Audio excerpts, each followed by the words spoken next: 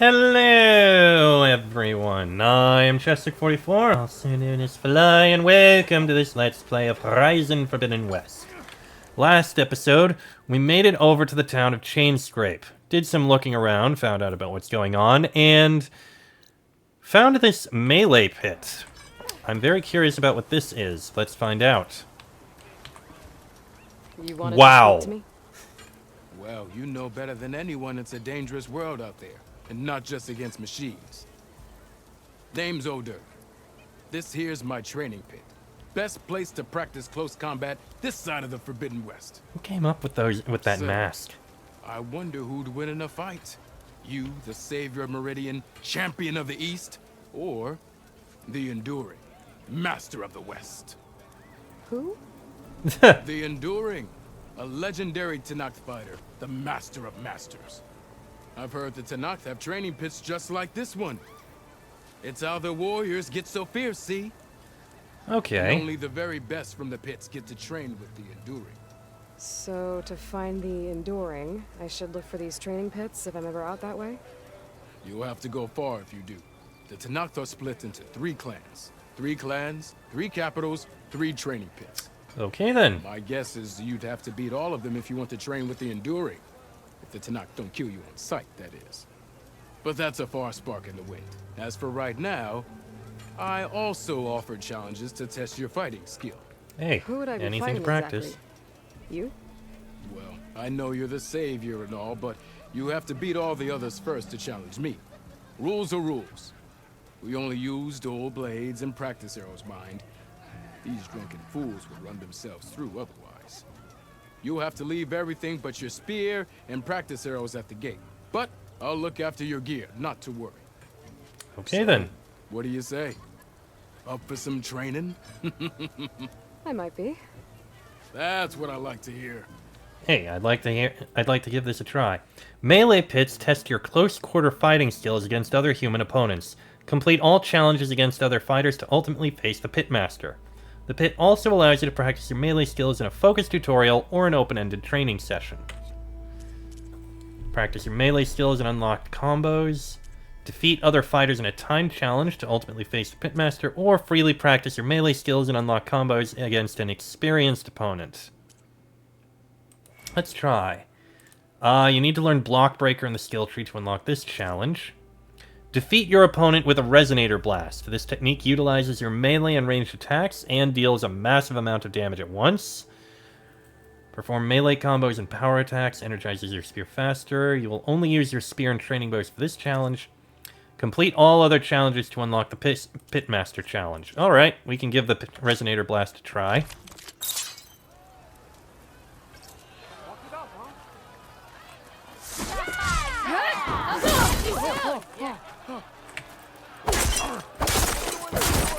You think your spear can deal with that armor? Use attacks to energize your spear. Then hit your opponent with a heavy or power attack to blast the armor off.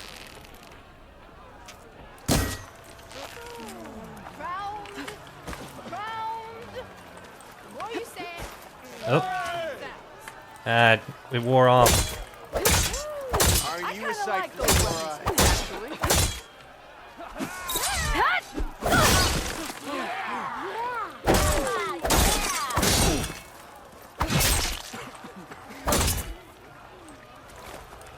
How do I know when it's charged?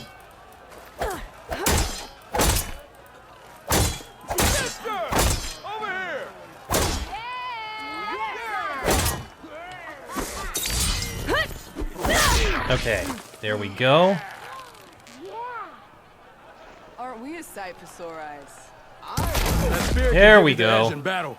Keep energizing it, and then your enemies. Triggering those energy blasts should help you vanquish your opponents. Okay then, I think I got it. I took a little long, but I did get it. So I need Block Breaker in order to get the other one. Okay. Thank you very much. Let me see. Block Breaker is obviously in here. Nora Warrior, Block Breaker. Immediately break an enemy's weapon guard and leave them vulnerable to a follow-up attack. Okay. This'll be something to get next chance I get. Anyway, Let's head up into the tavern here and see what's going on. As I think that's all we have here.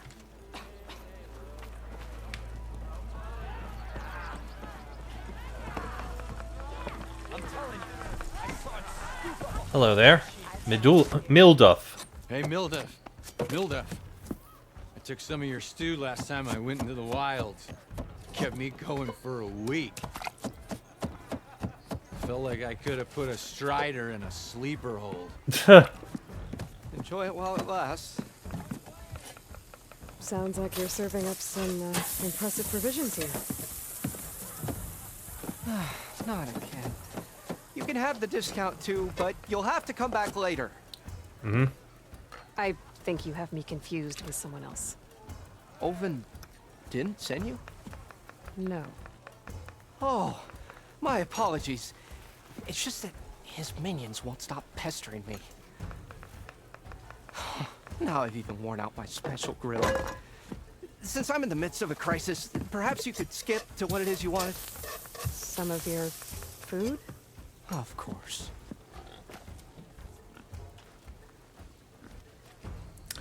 Ulvin's people? Are Ulvin's people causing you problems? Oh, yeah. They constantly demand my best, but the equipment I need to make my signature dishes isn't built for batch cooking. And don't get me started on the Ulvin discount they feel so entitled to. And if you refuse? I make meals. No trouble. So... Ulvin's people? Are Ulvin's people causing you Oh problems? no, wait, we already Oh, saw yeah, that. But the equipment I need, and don't get... And I make meals. And this how place? did you end up in Chainscrape? Heard about a new and upcoming town at the edge of the frontier. Where there's a town, there's a tavern. I was in need of work. So I got myself out here and started cooking. Some of these people had never tasted proper boars and berries stew before. Anyway, next thing I knew, people kept coming back. Guess they liked my food. Or the ale. So about that food. Your last customer mentioned your cooking really kept him going out in the wild. Where I'm headed, I could use some of that. I would be happy to oblige, especially since you have the decency to ask pleasantly. But... But my special groove griddle is no more. Without it, I can't cook any of my signature dishes. Huh. I hate to think what'll happen when I'm forced to refuse Olvin or his goons.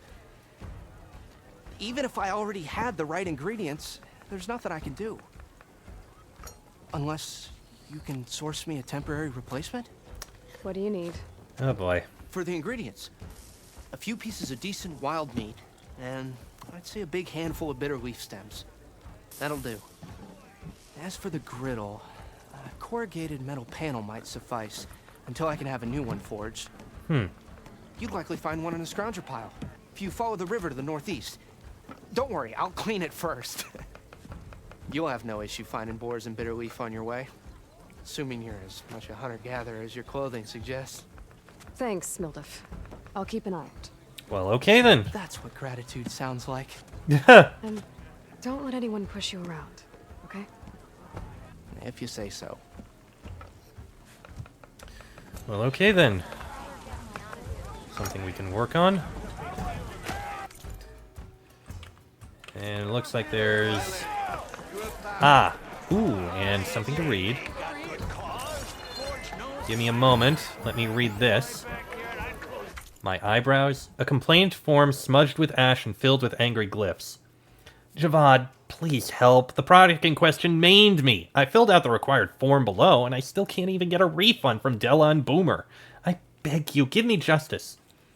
Complaint, Jordered Guardsman. Product description, Bang Buster, I think? Boom Buster? That doesn't matter. I bought it 3 days ago. I know you remember me.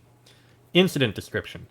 Again, I just told you. I was demonstrating the scorched out hammer to my fellow guardsmen by slamming it on a piece of rock, and instead of booming the rock, it boomed towards me, and now I don't have any eyebrows. Am I surprised? Am I sad? Nobody can tell, since I no longer have eyebrows! So in case you weren't aware, let me tell you, I'm very unhappy and I want my shards back. Refund denied. Customer was made fully aware of the prototype's volatility at time of purchase. Proceeded with purchase regardless, proclaiming, "I am not a baby." Okay, that's amusing. Wait, what?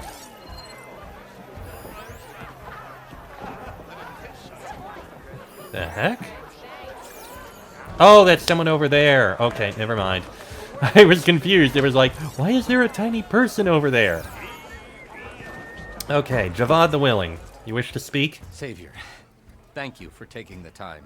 And my condolences that you had to endure Ulvund's bloviating. I've dealt with worse. It sounds like he's really trying to put you over the barrel. The idea that the Karja purposely let bristlebacks into the Daunt, it's completely absurd. But I'd the louder imagine and so. longer he says it, the more support he'll get for his damned concession decree. How did the Bristlebacks get into the Daunt? No one knows for sure. The first report of them came from west of the quarry. But unless they have wings I don't know about, I don't see how they could have come over the mountains. No other way in. The only way I know about is Barren Light. Look, if you can get to the bottom of this, I can offer a considerable bounty in return. Help me shut Ulvund up. So, what's this concession decree? What is this concession decree that Ulvund wants? He wants the Sundom to designate portions of the Daunt as Oseram holdings. Only the portions, mind you, that produce any value. Let me guess. Because he stands to profit somehow? Exactly. With the Daunt under Oseram law, he could secure more investment for their numerous ventures. He can't get those investments without the concession? No. Not while there's a chance the Sundom could revoke their access. Hence, why the concession is so important to him. And why blaming the Karja for the bristlebacks, no matter how absurd, works in his favor. I see. Blaming the Karja? How does blaming the Karja for the Bristlebacks help Ulvund get his concession? Look around. This may be the Sundom, but Chainscrape is all gears and rust and bad ale. Claiming that the Karja loosed the bristlebacks in order to intimidate Oseram laborers into obedience. Well, let's just say no one here has forgotten the atrocities of the Mad Sun King. And with the bristlebacks bringing work in the valley to a halt, Ulvund has plenty of time to pick at barely healed wounds. And if the Oseram refuse to work, unless the concession is signed, you won't have a choice. Correct. The reconstruction of Barren Light must continue.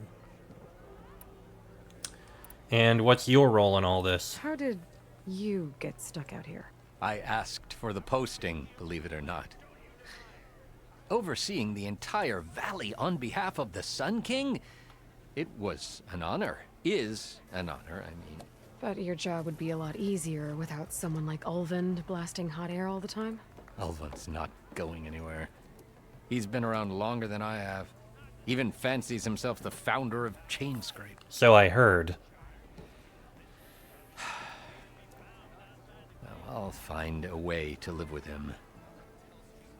I have to. Alright then, and where was the first sighting of these bristlebacks? You said the Bristlebacks were first spotted west of the quarry? Yes, according to one terrified laborer, said the ground trembled before they came charging down the hillside. He took off and ran all the way here. Good place to start looking then. If you learn the truth, maybe Ulvund will stop blaming the Karja for every problem under the sun, and maybe then he'll actually focus on rebuilding Barren Light instead. Good luck with that. But okay. Hey, I was a big deal in the claim, and don't you deny it. Okay, so what else do we have here? Let me look at the map. There does appear to be something... Is there a second floor to this place? Not to this claimant. Finally, someone interesting. The park is in conversation. To be found outside the claim for one. Yeah, there does appear to be a second floor, maybe. Oh no, it's this. Okay. And what is up here?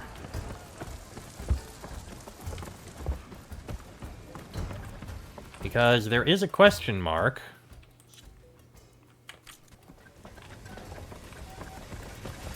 Oh, hello. I cannot do anything with you yet. That must be what that is. Okay, and what is this? Sorry, not out there. Over here.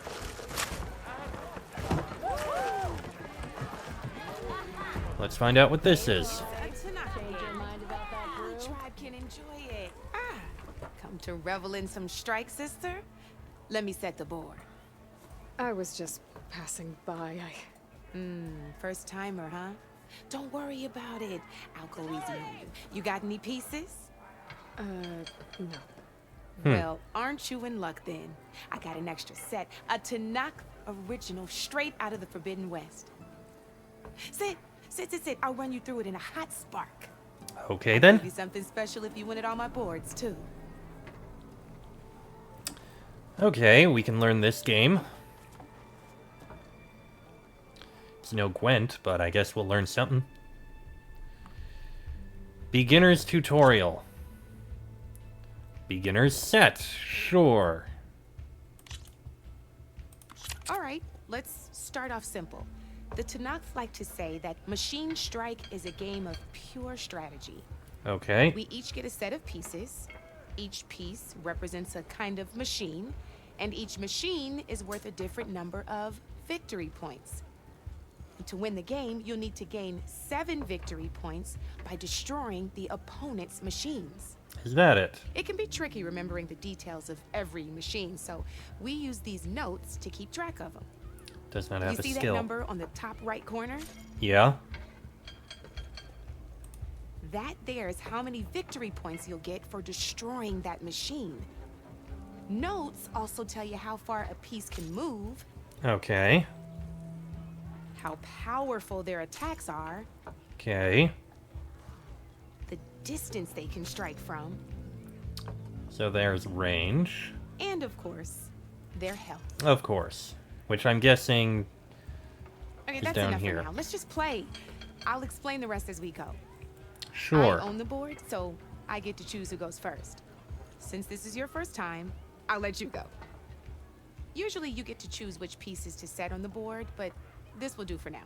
Okay, then. Pick up that machine piece to your right, and move it forward. And remember, each machine can only move a certain distance. Take a look at your notes if you need a reminder. It looks like I can sprint to move further. Easy enough, huh? Now, you get to move 2 machines each round, so go ahead and pick a second machine. Perfect. There's not much else to do for now, so just end your turn. All right, then. We're forging onwards. Let me move my pieces here.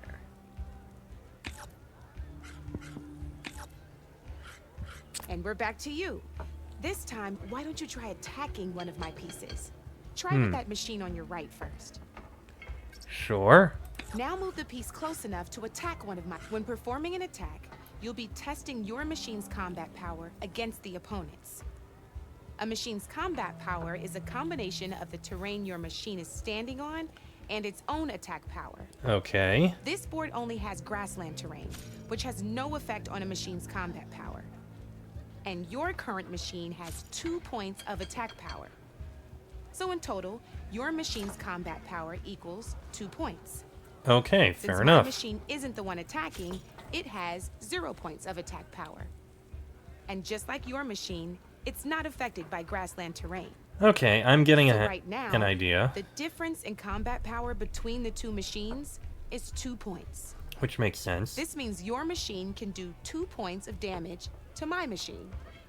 Did you get all that? Yeah, I did. Yes, let's keep going. You were a smart one. Finish up by attacking my machine. Not pulling any punches, huh? Nope. Now grab that second. See how your machine can't move close enough to attack mine? You can make your machine sprint. That lets it move 1 space further. But it can't attack. Try it out. Downside to sprinting is that your machine can no longer attack. Now some players like to take a risk and overcharge their machine in cases like this. Overcharging lets you attack after a sprint, but it will damage your machine's health by 2 points. Makes sense. So use at your own discretion. Let's try doing that now so you can see what I mean. Sure, okay. That's about it for your turn, then. Okay, and turn. Now, I'll let you in on a neat trick. That machine of yours, the one closest to me, grab a hold of it. This one? Same as in the wilds. Machines have both armored points and weak points. Ah, You okay. can see them marked on the pieces. Blue shows where their armor is thickest. Hit them there, and you'll do some damage, but not a lot. Now, red shows the machine's weak points. Okay, that does Hit make those, sense. And you'll deal a mighty blow. So positioning Here, let me show does you. matter. Rotate that piece so your machine faces mine. Q and E to rotate your machine. Now let that machine have it. Off the board she goes, and there's your first victory points. You don't have 7 of them yet, so let's keep going. Your machine attacked mine, but hasn't moved yet. Go ahead and move downwards towards my remaining piece. You've already attacked a machine and moved your piece. But if you overcharge your machine, I could, you can but attack a second time. it doesn't By have the look at Your health. machine's health, you'd be sacrificing your piece to defeat mine. But sometimes that can Oh, be a so good sacrificing can work. Overcharge your machine to attack mine a second time, and I'll show you what I mean. Ain't that a thrill? Now, because your machine was knocked out at the same time as mine, we both get the victory points our machines are worth. Good news is, since you're the one attacking, you're gonna receive your victory points before I do. Which means you can reach the coveted 7 victory points first. Okay, I can That's see why the purpose of sometimes a losing sacrifice points play can be then. the best way to end a game in your favor. Now, you'll notice you didn't get quite up to 7 victory points this time, but you did destroy all my pieces. That means you're the winner. That wasn't So, hard, was it? 7 victory points Just or remember, destroy all the Always pieces. check for the best terrain to attack from. You'd be surprised the advantage you can gain over an opponent like that. I know it saved my behind in a game or 2. I'll try and remember that. Oh, before I forget, these are all my spare pieces. I want the Savior of Meridian to have them. It's a small set to be sure, but it should be enough to get you in on any strike games you find out there. You might even fancy looking out for them strike carvers. Strike carvers? They've got all kinds of unique pieces that can turn a game in your Like I said, favor. it's no They'll Gwent, need the but right they materials probably to thought of craft it and them. decided, yeah, we need Or something like that. You might find them in the wilds if you're lucky. I know I've lost my fair share of pieces after a night of machine hunting or brew hopping. No need to thank me. Always a pleasure to help out new strike players. Now, if you feel like playing a real game, I've got plenty of other. We might be able to give a try to another I can one. even teach you a few more tricks if you're up for it. Thanks. I'll think about it. Tutorial completed. Thank you. So we do have others, including the terrain and knockback new tutorial and machine types and skills tutorial. Okay, let's learn those. Terrain and knockback tutorial. Ah, I knew I'd make a strike player out of you yet. How about this time I tell you how to use a board's terrain to your Sure, advantage? okay. This one's got all the different terrains you can encounter in a game of Strike. Knowing when and how to use them can mean the difference between victory and defeat. Terrain mainly affects your machine's combat power. As you know, when fighting an opponent's machine, you compare I think I its already combat see power how it to is. yours. The higher your machine's combat power, the more damage you can do. So finding the right terrain is an essential strategy for overpowering your opponent. Okay, it seems to be the diamonds. The more diamonds there are Grab that piece outside. to your left and move to attack my machines. Now let's take a look at your machine's combat power. Yeah, I see Combat it. power is the sum of a machine's attack power and the value of the terrain it's standing on. That does make sense. Since your machine is attacking, it's using its 2 points of attack power. It's also standing on forest terrain with a value of 1 point. And the height of the terrain Add those does together, actually and affect your machine this. has 3 points of combat power. My machine is standing on grassland terrain with a value of 0 points. It's also not attacking, which means their attack points aren't in play. So my combat power is 0. This means Yeah, that your makes machine sense. can do 3 points of damage. Go ahead and test it out. Like so. There you go. Now, choosing the right terrain doesn't just improve your offense. It can also help defend your machines from attack. Grab your other piece and place it in front of my section. Yeah, I can see Since your there. machine is attacking, it's using its 2 points of attack power. It's standing on grassland terrain. This terrain has a value of 0. This means your machine's combat power adds up to 2 points. My machine can't use their attack powers since they're defending their position. But I'm attacking the But front they have the and their higher higher ground. They're standing on forest terrain, which is worth 1 point. That does make This sense. means my combat power adds up to 1 point. Now, the front of my machine is colored blue. Which means This defense. means that the spot you're about to attack has armor protecting it. Which means my machine gets an extra point, giving it a total of 2 combat power points.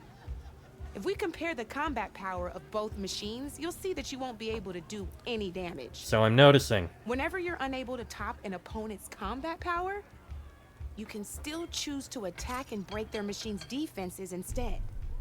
Go ahead, try it out and see what happens. Sure. Breaking defenses. Ha, see? When you break a machine's Ah, defenses, okay. you can knock it backwards. Sure, both our machines will receive 1 point of damage, but knocking my machine off that terrain makes it more vulnerable to attacks. Not only that, if my machine had been blocked from moving backwards, it would have received an extra point of damage. Really?